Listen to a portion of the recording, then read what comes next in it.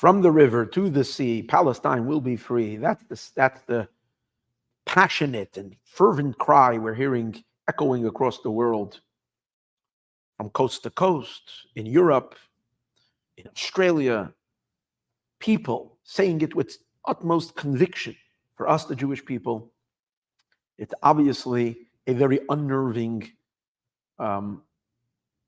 slogan, words that we hear that make us uncomfortable. The meaning of it is quite clear. I'm not sure, how many of the people actually understand what it means, but if not, they should know what they're saying. The river represents, it really comes from Genesis, where God promises Abraham that the land of Israel is going to be from the river, from the Euphrates River to the sea, which is the Mediterranean Sea. And God says this entire land, or the Sea of Egypt, which is the Red Sea, that this entire land is going to be given to your children. What it means is Palestine will be free, which means that the Jewish people are going to be evacuated, if you might say, or God forbid worse, from the land of Israel, and the entire land will be Palestinian. That's its simple meaning.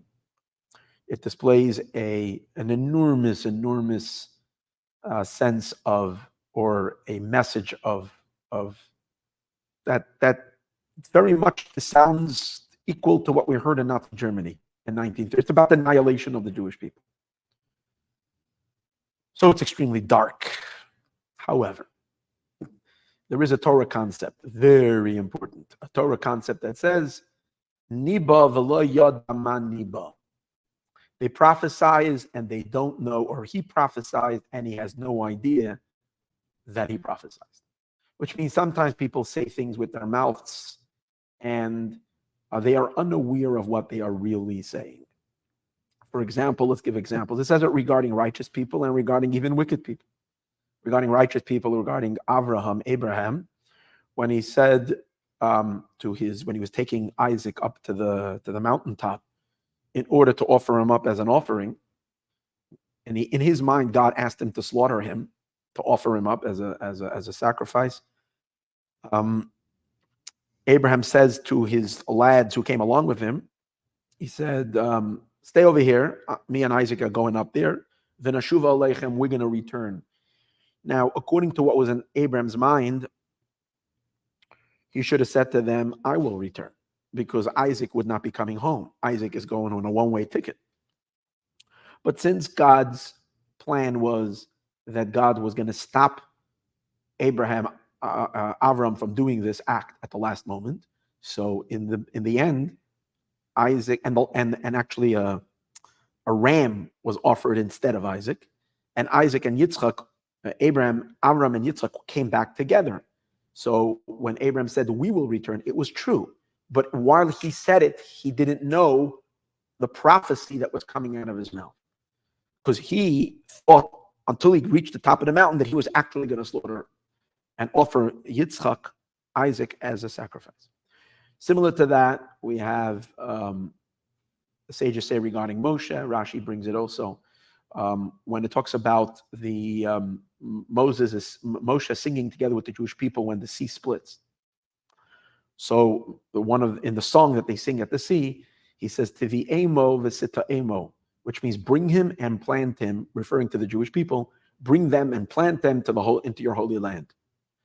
Now, Moshe is singing, and he should have said, Tivi'enu, bring us, v'sita'e, what would it be?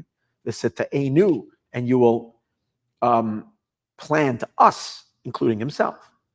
But because unbeknown to Moshe, it would be decreed upon him 40 years later, because of the hitting of the rock, that God, so to speak, punished Moshe and didn't let him into the land of Israel. So he said, bring him.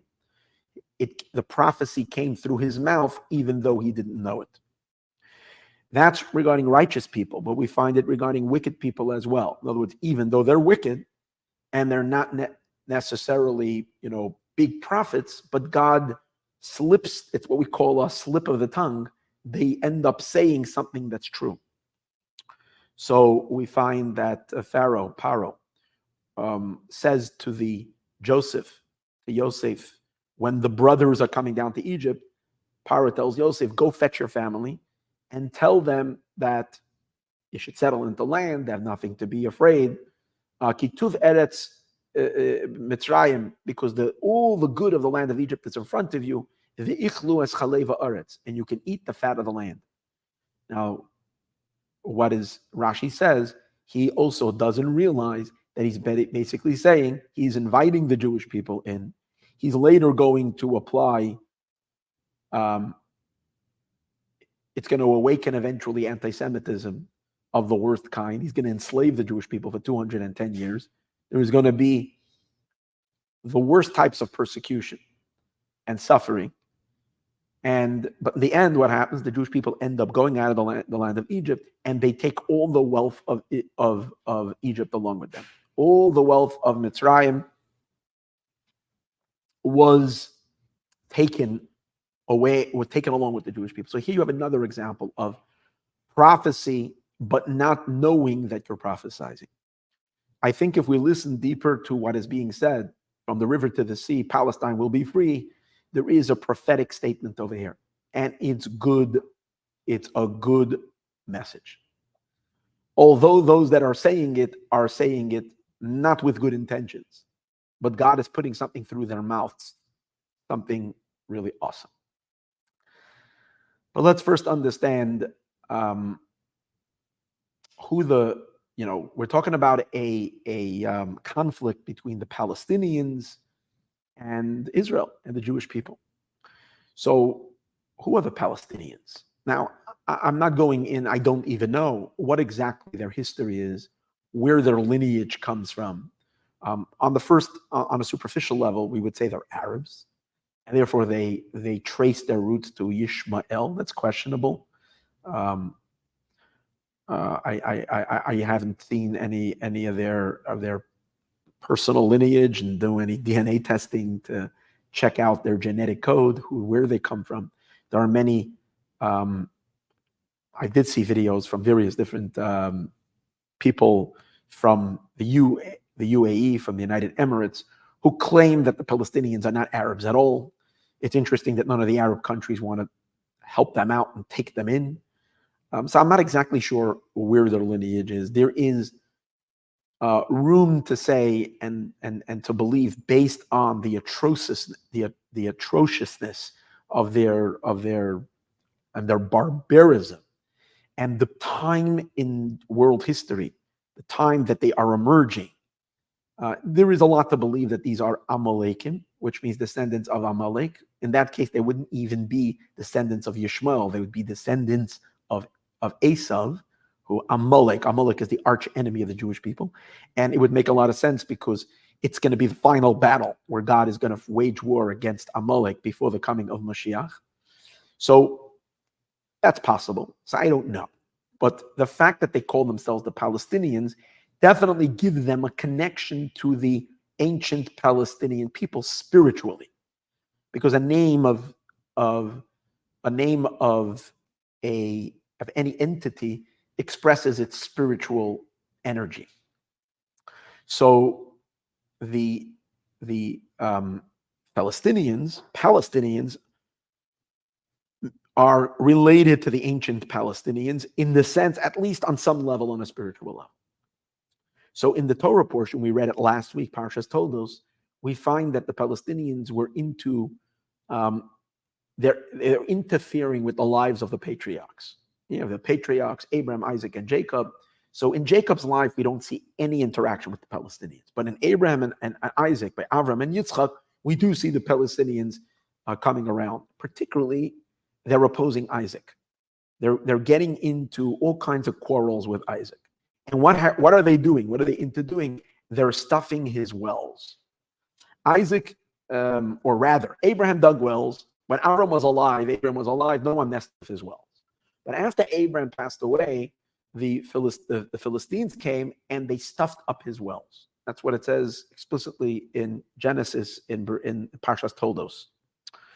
Then Isaac comes and redigs the wells, and then he starts digging. His servants start digging his own wells. He digs 3 wells, Each one of these wells that Isaac digs, the Palestinians show up and they say, this is our well.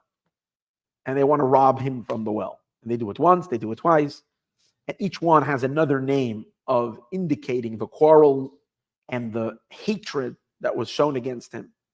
And finally, there's the third well. And on the third well, they don't fight against. And Isaac calls that well Rechovot. Rechovot comes from the word broadness. God has made it broad, opened up for us. Farinu ba'aretz, we're finally being fruitful in the land. So we need to understand, what is it about the Philistines that they're so anti the well? They're fighting the wells. It's a story. The Torah doesn't tell us a story just in vain. There's a deeper message in the story.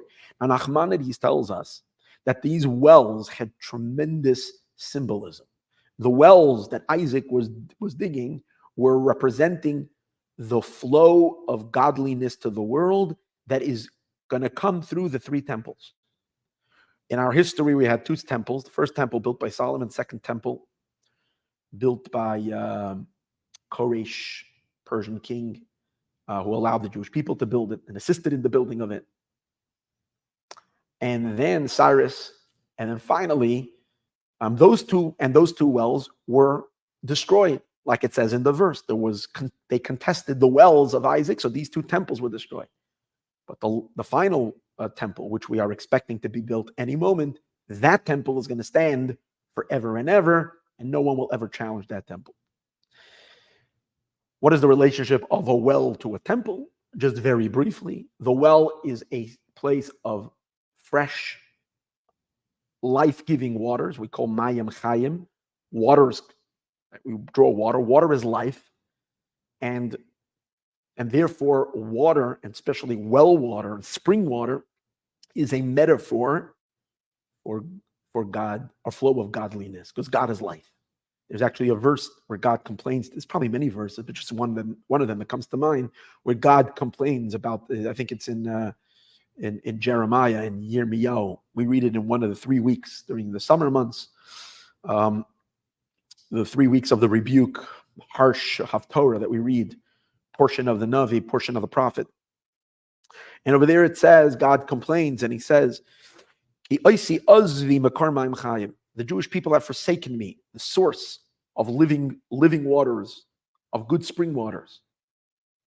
And to go seek out other pits that are broken, that are not providing you with any water. Water is life. And God says, I'm the source of life.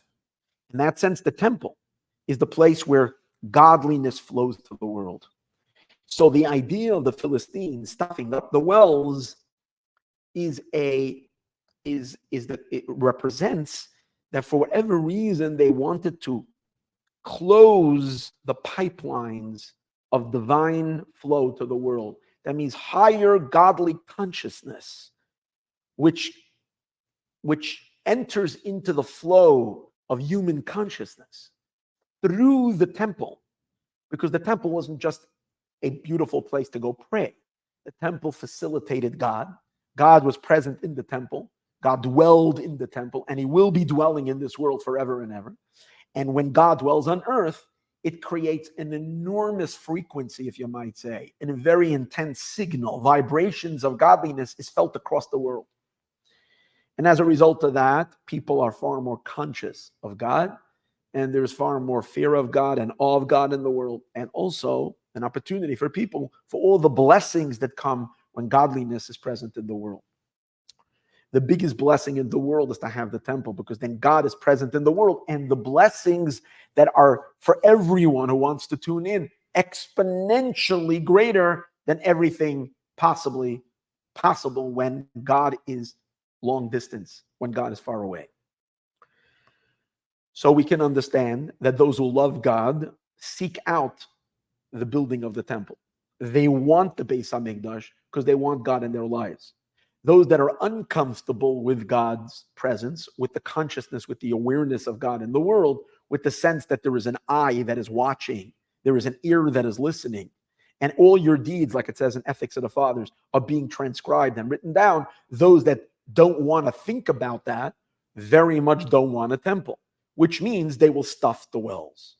So now we can understand the notion of why the Philistines are stuffing wells. For some reason, they do not want the descent of God into this world.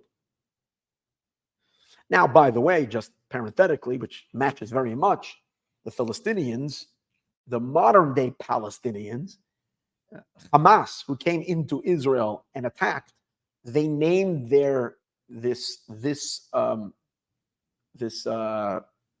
attack their act of terrorism. They named this operation. I don't know how to say it in Arabic, but I know they named it in relationship to Al-Aqsa, which is they're fighting for the mosque on the Temple Mount, which obviously they want to keep on the Temple Mount, and it's on the place of the Holy Temple. The Jewish temple, which stood, King Solomon's temple, and the space of the future temple is on that mountaintop. And even though they attacked in the south of Israel, their intentions are to protect Al-Aqsa. So you see, it's a war against the Holy Temple. So it literally reflects the Philistines stuffing the wells, meaning trying to stop the building of the temple and the flow of godly water to the world. But you got to ask, why of all the nations that were fighting Abraham and Isaac back then, why is it the Philistines, the Pelishtim, who were the ones who were stuffing the wells? They were also the Canaanites. You know, the land of Israel is the land of 7 nations. All of them were pretty evil. And there were the Hittites, and the Amorites, all the various different seven nations that were there. The Pelishtim are not even part of the 7 nations. And yet, it's the Pelishtim that are fighting and are stuffing the wells. Why them? So, for that, we need to get a little deeper into who the Pelishtim are. See, every people, every nation has a core that is their energy. What is the nature? What is the now? The ancient Philistines are they were an impure people. They were represented. The Jewish people were always at war with the Philistines. As you have King David was fighting the Philistines. You know, Goliath, who was saying blasphemy against God and intimidating and the Jewish people. So King David kills him. All these wars against the Philistines represent the Jewish people are a nation representing God in this world. So these are the enemies of holiness and the enemies of God. But what characterizes the nature of the Philistines?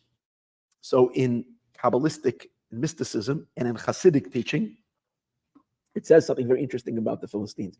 The Hebrew word for the Philistines is Pelishtim, and the root of it is the word palush. What is the word palush? Palush means an open, unfenced area. There is laws, for instance, regarding where do we find it in our. It's not a word used a lot, but we find it in Mishnah terms when in the laws pertaining to the laws of Shabbos, right? The laws of Saturday. One of the things is that when you have certain areas, there's a question when you're allowed to carry in that area. In order to be allowed to carry, it has to be a private domain.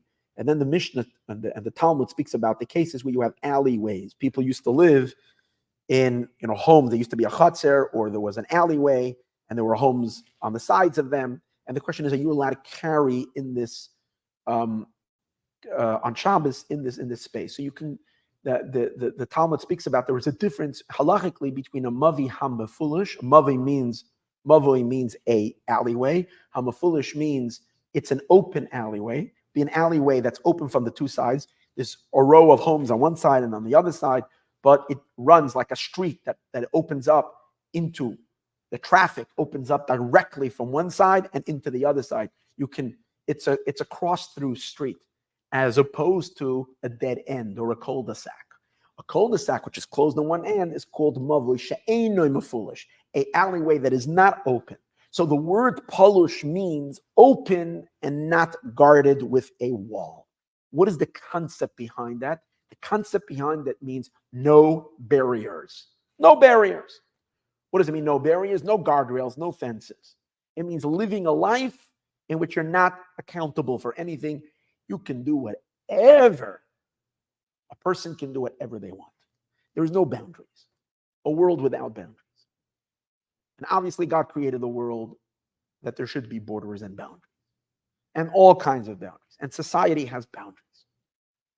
And there are certain things, for instance, in society that have been from the beginning of time considered a no. We don't do this. This is not acceptable behavior. So the idea of the Philistines is to break boundaries, to break the man. Something that is considered taboo, to undo it, whatever the philosophy will become. Tolerance, acceptance. We have to accept everybody. You can do whatever you want. Everything becomes permissible. Now we understand where there is no boundaries, and literally in our own personal lives when we have no boundaries. And it's every desire or want that creeps up into our mind. If everything is allowed and everything gets a green light and there's no restraint and no constraints, or when we, for example, reach, God forbid, a person falls into various different addictions, and so they can't restrain themselves, that means you're suffering from a Philistine type of a impurity, because your fences are down, they're broken, there is no fence. Even though in your mind you know there should be a fence, but there is no fence. Now, life that doesn't have boundaries is really, and let's put the spiritual, the godly of it, which is the main point, but even just from a psychological, from living in a healthy state, when we have everything, that every pleasure and every delight all the time available to us nonstop, and there's no restrictions, then actually we might as well be dead. There's no enjoyment. There is no pleasure. There is no pleasure if all day long you're sitting and all the food you want is available constantly, and you can, God forbid, be just an absolute glutton and eat your whatever off. That is very, very, then the pleasure of food actually dies. And the same is with relationships. People that live a completely promiscuous life, people that live a life in which everything goes, then they lose the meaning, the enjoyment of a deeper relationship, of a bond, and so on and so forth. Even the physical enjoyment is kind of out because there's nothing to it, because everything is spilling in all directions. There's only potency when there are guardrails, when there is context, when there is a yet and a no, when there is a certain space, a framework in which elements, in which one experiences the beautiful things that God created in this world. There has to be borders and boundaries. Pelishtim want to take down those borders. So here we find, and that's why, in order to have guardrails, in order to have boundaries, what is really the ultimate motivation? I mean, there are times there are social pressures, but on a real deep level, what really helps constrict the person when they have an urge for something, but it's not okay, it's wrong, morally wrong, ethically wrong, against God's desires, what holds one back? The main force is fear of God. Fear of God comes from being conscious of God. And there comes fear of God. It's interesting, Kabbalistically, Abraham represents love of God. Isaac represents fear of God. Abraham personifies the power of chesed, of kindness, which is love. Isaac personifies the power of gevura, restraint, fear. So we can understand why the Philistines, their main clash is with Isaac. Because the fear of God that Isaac represents is something they can't tolerate. Because when Isaac is around means that he fears God, and he's opening a channel that leads to awe and fear of God. And when there is awe and fear of God, then people feel constrictions. People have guardrails. Actually, Adolf Hitler, may his name be blotted out, in his book, Mein Kampf, I didn't read the book, but I've heard this many times. I didn't do a research on it. Maybe those of you who, I wouldn't say anybody read it, but in any case, quotes that his or states that one of his hatreds or reasons that he hates the Jews is because the Jews brought conscience to the world. The Jews, If not for the Jews, man can be an animal. You can live life to the fullest and do whatever you wish. But Jews, stop ruining it for everybody. The mere existence of Jews. Why? I don't know if he spells it all out like this. Because Jews bring God to the world.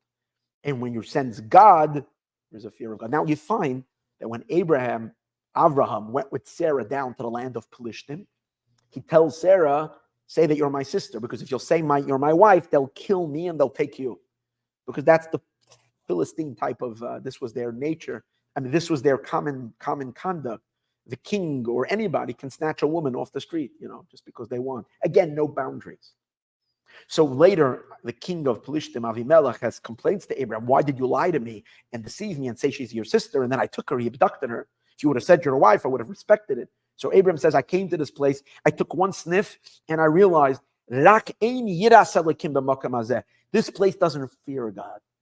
Now, he can sense the energy of the Philistines, no borders, no boundaries. Why? Because they don't fear God. So it's the fear that is needed in order to create those so needed walls that we so need in our life to live a healthy life and to fulfill our purpose that God created us for. So now it becomes clear why it is the Philistines that are stuffing the wells more than all the other nations that are living in ancient Canaan. They all have their issues. They all have their dark side. But the Philistines' energy is the very notion that they're fighting godly consciousness, because godly consciousness will completely destroy their entire what they represent. They represent wherever there is a border and a boundary, let's go breach that wall. Actually, Hamas did it. That's how did they perpetrate their entire massacre on October 7th, was by breaching through a wall. And it was supposed to be the best wall, but they breached it. Well, this is what the Palestinians do. They're good at it. They're amazingly good at breaching walls. That's the name, breaking a border. So a flow of godly consciousness, which causes a person to tremble in front of God and therefore constrained, they can't have that. So you see something really, really phenomenally absurd. Across the entire world, I don't know the numbers, but it's got to be millions of people taking on the Palestinian cause, fighting for the Palestinian. Amongst them are the youth, college campuses, and organizations. So many of these organizations that have been pointed out by many are organizations who are forged and created to fight for the breaking of certain norms that have been part of society for thousands of years based on fear of God, and doing away from it. Whether it's LGBT, whether it's other. I saw even in England there is a group that represents what do we call them? There are unions. There are different unions. There's a labor union. There is a prostitution union that stands for prostitutes. They, the prostitute union, and together put out a statement in support of Hamas, and the LGBT marching for Hamas, and so on and so forth, which is so insane, because in according to the Sharia law that Hamas follows, all these people would be thrown off buildings. These people wouldn't last a day. This is all forbidden. So why in the world, and actually sadly in a sense, although in the Torah this is also forbidden, but in the land of Israel, which is a democratic country, no one is going to say anything to anybody. We can have marchers with rainbow flags and so on and so forth all across Israel. You're not going to be persecuted. No one's going to tell you anything. You're actually going to be welcomed. So why in the world, if this is what you're fighting for all your life, would you fight for the very people that would murder you first before anybody else? So you see, it's completely super rational. The answer is, it's the very people that don't want boundaries because they're infected with a Palestinian klippa, a Palestinian impurity, which is to fight and break boundaries, thinking that by breaking all boundaries, we will be happy people. But that's not that way. Breaking boundaries makes you miserable. So those that are fighting for these are taking on the Palestinian cause. And the reason is, what's the alternative? The alternative is to support the Jewish people. Well, the Jewish people and the Jewish people living in the land of Israel, that's super potent, super powerful. And eventually, unbeknown, subconscious, the Jewish people expanding in the land of Israel, living in the land of Israel, inhabiting the land of Israel, will very soon bring down the divine presence fully in this world. The holy temple will be built, and God's presence and therefore godly consciousness will fill the entire world. And will fill the entire world to the point, as the verse says, that, I think it's a verse in Isaiah, V'nigla kvod Hashem, the glory of God is going to be revealed. V'ro kol basar yachtov, and all flesh will see kipi Hashem diber, that God has spoken. That means God is going to be visible to the naked eye. And as it explains further in the works of Chassidism, that God is going to be experienced as a physical sensation, not only in the mental mind, because godliness is going to become completely revealed in the world in the Messianic era, once the temple is built. There is a verse that says that people will be running, trying to hide in the clefts of rocks because of the fear of God. Obviously, people who want to live a wonderful, holy life have nothing to fear. But people that want to remove all boundaries and live a life that is unapproved of by Hashem and by God have a lot to fear. And therefore, here's the thing. If you live far away from Hamas, and not realizing Hamas might, if they have it their way, they want to control the entire world, okay, fine. So I'm not going to walk down their neighborhood, but I'm just going to live over here. I can do whatever I want. So Hamas is not disturbing them, but the Jewish people are disturbing them, because the Jewish people increasing the consciousness of God in the world makes it impossible, and will make it impossible to live a life that is in opposition to the way God wants us to live. So now we can understand why the greatest threat to so many people is Israel. It's not what consciously we know. It's a subconscious sense that Israel is related, and through the Jewish people and through Israel, something is going to happen very soon that is going to alter the entire experience of free choice. Free choice we have today, and the way we have today, which means either to live a godly life or to live a completely secular life, a life completely devoid of any type of restraint and any type of restriction. That type of choice is not going to last forever, because once, as a result of all the mitzvot that we've done and all the goodness that we've done, we've created a vessel, and our world becomes the home for God. God dwells and reveals himself in this world. Game's over.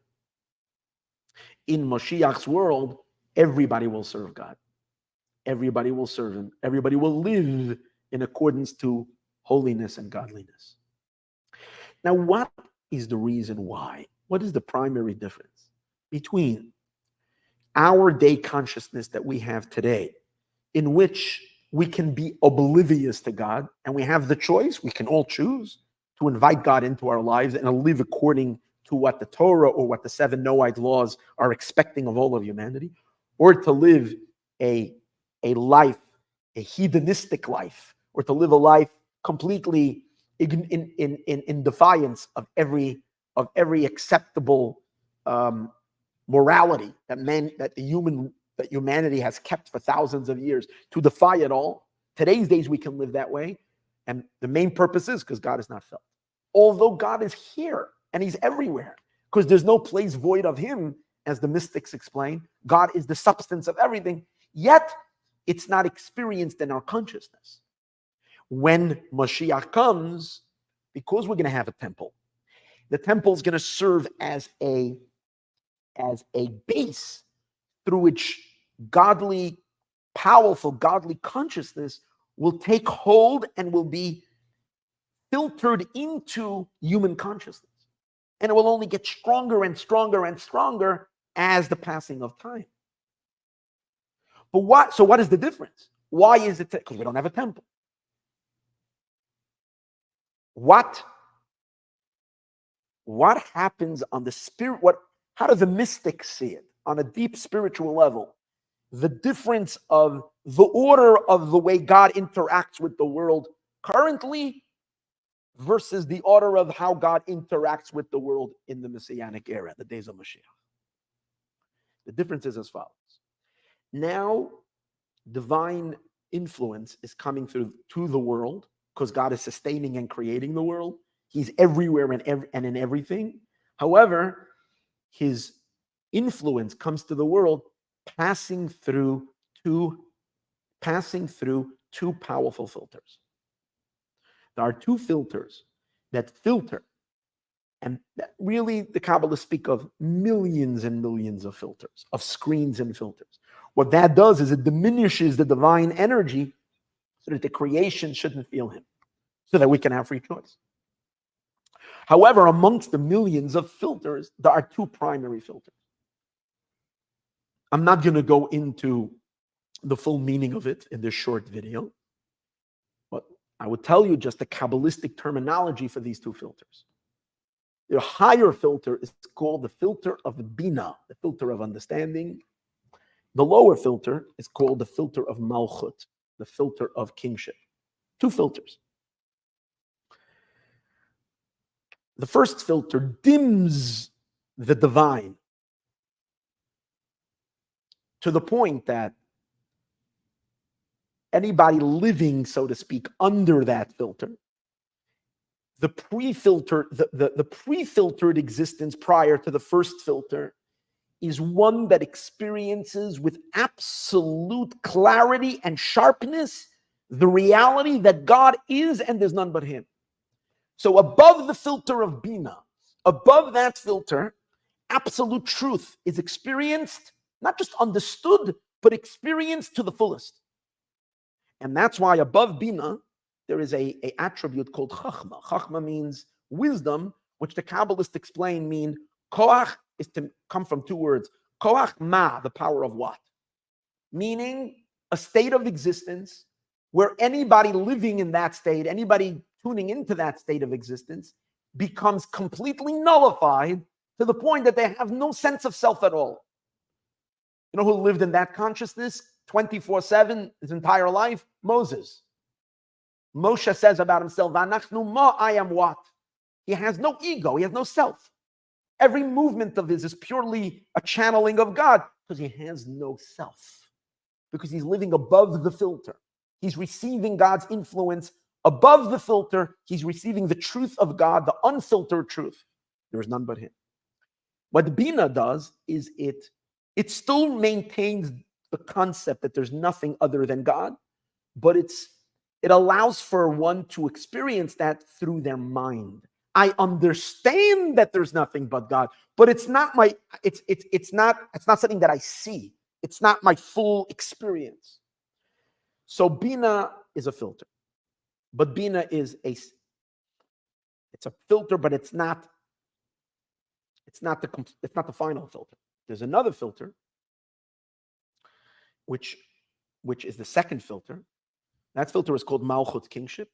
That separates between the realms of the divine, and lower than that is the three created realms already, the world, the creation, which means that actually blocks the truth that God is everything and the only reality. And therefore, once you pass that second filter, you don't even understand that there's nothing but God. Instead, you feel one who's receiving divine energy post the second filter naturally feels themselves feels the world, feels the existence of a creation, and so on and so forth. And it can go more, it can be more darker and darker and darker until one can decide to live an utterly godless existence. Free choice down here in this world. That's the second filter. So two powerful filters. So watch this amazing idea.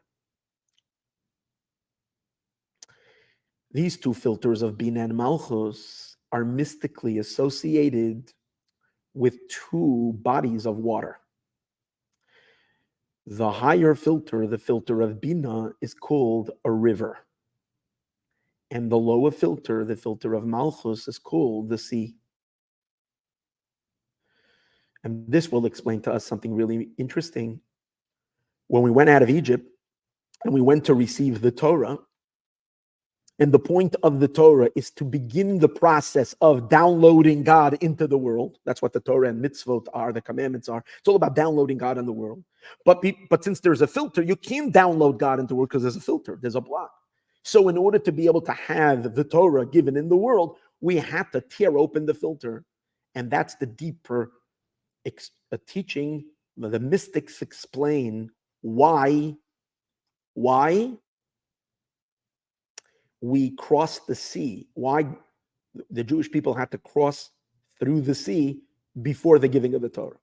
The crossing of the sea was God tearing open the lower filter so that we can get to experience down here in our lower world the truths of the higher realm, that there's nothing, that God is and there's none but him. And we actualize that through the mitzvot that we do.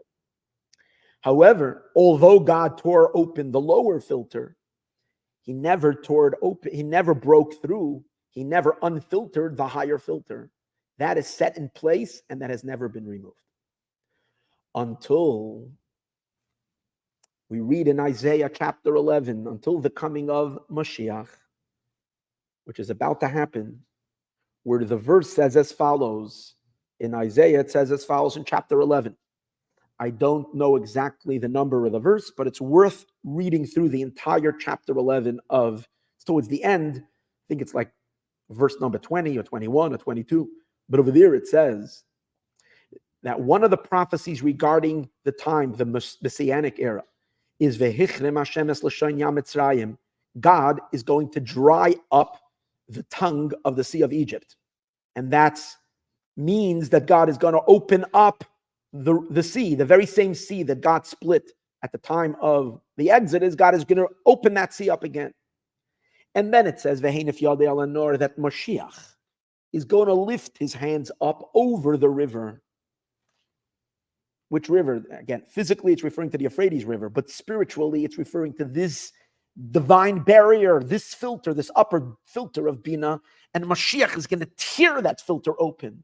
And as a result of that, the ultimate truth of God is not going to have any barriers. It's going to descend first in between the first filter and the second filter, and then the second filter will open up, and it's going to descend all the way down here into the material physical world, that we will have in our physical world the consciousness of those very highest levels pre-filter.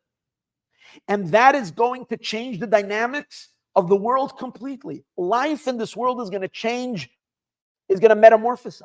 We're going to live in such a powerful fusion of divine truth. We're going to be so connected, and therefore life is going to be so pleasurable, delightful, and meaningful. But at the same time, not sinful. And therefore, there is a cry, the cry that is being stated across the world. From the river to the sea, Palestine will be free. What is the meaning of it? A more external meaning of it can be from the river to the sea.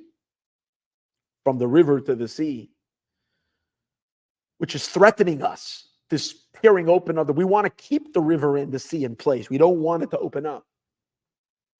And therefore, let's fight the coming of Moshiach, the tearing open of the river and the sea, so that Palestine could be free. We can continue living a Palestinian existence, which means an existence in which we can break the barriers and break all constraints and live a very unholy life. But on a deeper level, so then it's not a good slogan. it's foretelling the future, but it's fighting against it. But I think we can read it deeper. They're actually stating the truest truth and the most beautiful thing. Because of from the river to the sea, Palestine will be free from being stuck in its impure state.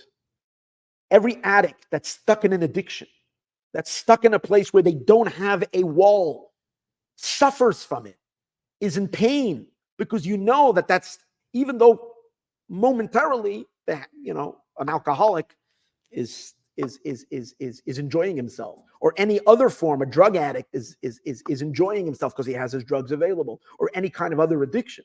But deep inside, they're rotting away. So the Palestinian needs to be freed from his own Palestinianish impurity.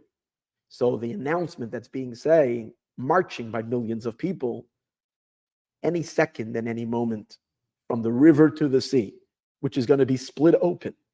And as a result of that, Palestine will be free. And we will all live in the healthiest, godliest, truest form of life forever and ever and ever.